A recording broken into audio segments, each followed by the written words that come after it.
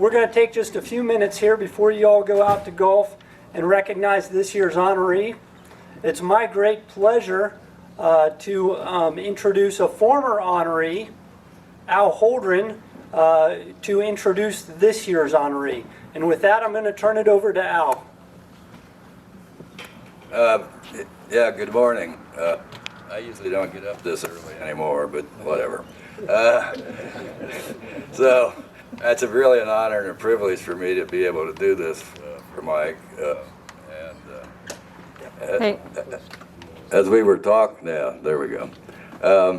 We were talking before about the things we did together and all that, and he was a fantastic grain operations guy that helped the company make some money. And of course, as a CEO, CEOs appreciate that kind of thing. So, at any rate, his bio is in your program, and I know most of you can read, so I'm just not going to stand up here and read it to you all. But as Mike and I were talking a little bit ago, as you go through these things, you don't do it ultimately to get recognition. You do it because you believe in the mission of the organization. And I know the Ed Trust thing is a fantastic thing that each year gives out over $20,000, I think, Chris. $45,000 in scholarships for our industry. And that's a great long-term investment. Over the years, Mike has really helped and supported that. And he loves to play golf, so I'm sure that didn't hurt his participation in the Ed Trust and all that, but he's really been responsible for soliciting sponsors and supporting it and ultimately helping raise a lot of money that went into the trust fund. So at any rate, Mike, you deserve this. It's well deserved. We appreciate the fact that for what you did, and congratulations. Thank you, Al.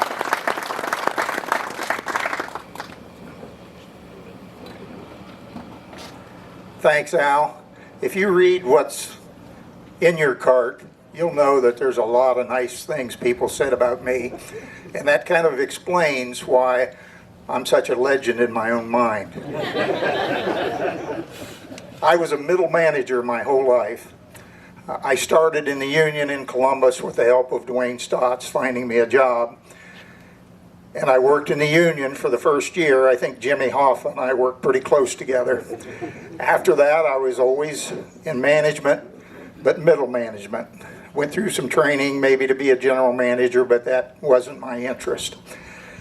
But something you have to remember is when you work under a manager, you need to work under somebody like Al, Eric Parthmore, Wayne Davis, Larry Hammond.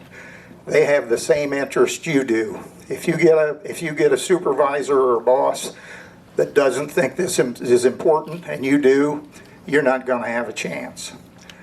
All my career, 40 years, I worked for people that allowed me that chance to get involved in these organizations, and I really enjoyed it. So I'd like to introduce the other part of my foursome. They're down here. We got Dwayne Stotts, who helped me get my first job in Columbus. I've got Mike Badger, a previous honoree, and I've got John Stoneburner. I worked with him at Upper Sandusky.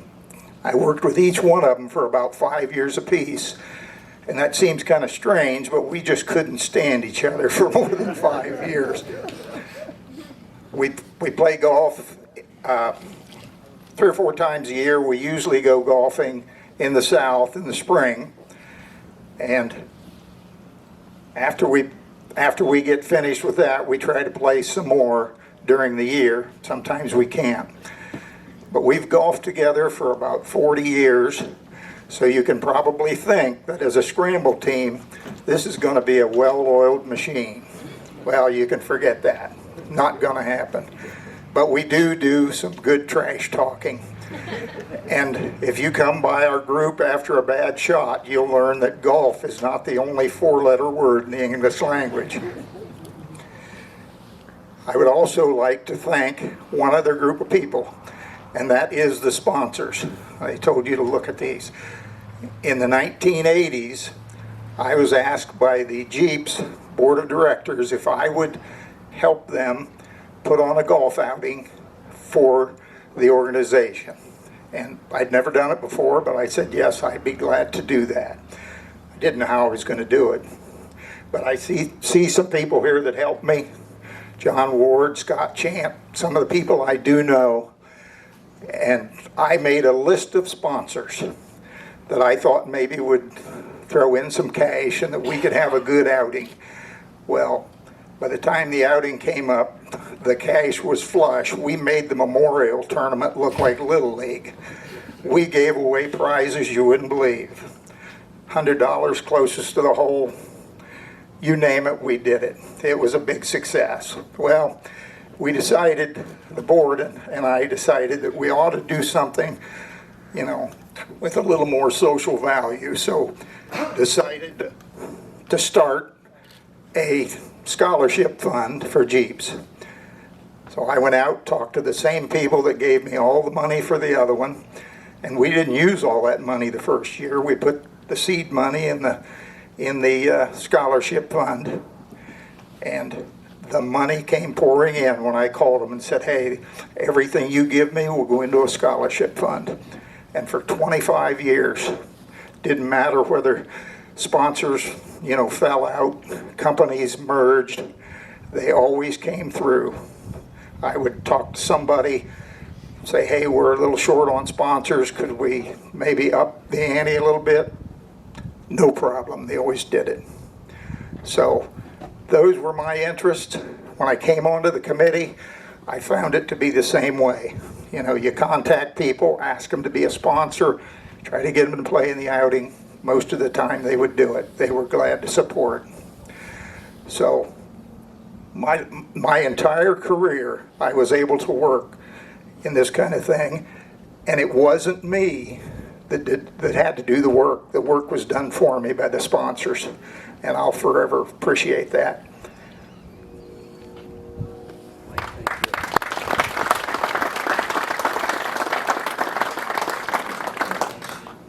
Thank you again, Mike, for all your contributions. Your talk about sponsorships there and all the work that you did makes me think we need to get you back on the committee to help us raise some more money. They'll read that retirement is the best thing I've ever done. I dream about that day sometimes. Well, thanks again for all your contributions, Al. Thank you for your leadership and introduction of Mike here. And Mike, thank you again. We appreciate all you've done.